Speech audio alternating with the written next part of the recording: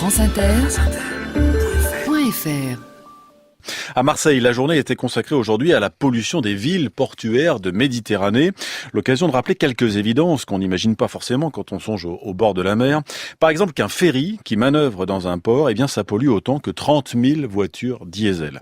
Les riverains demandent d'urgence des mesures de protection sanitaire, Olivier Martoc, mais les milieux politiques et économiques freinent des quatre fers.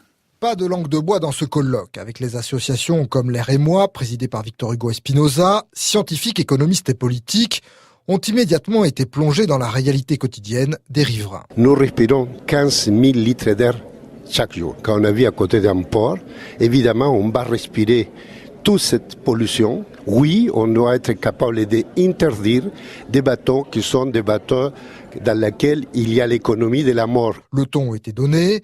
Le député LREM des quartiers nord, Saïd Hamada, soutient la cause des habitants. Aujourd'hui, on sait que cette pollution-là des navires, elle tue, pour être clair.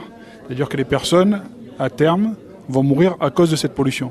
Comment est-ce que l'on fait pour arrêter de manière définitive la pollution de ces bateaux et que l'on n'oppose pas des raisons économiques?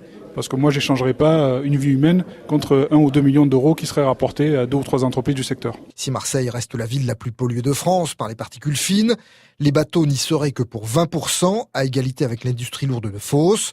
Le trafic routier et le chauffage pollueraient plus, selon les données d'Airpaca.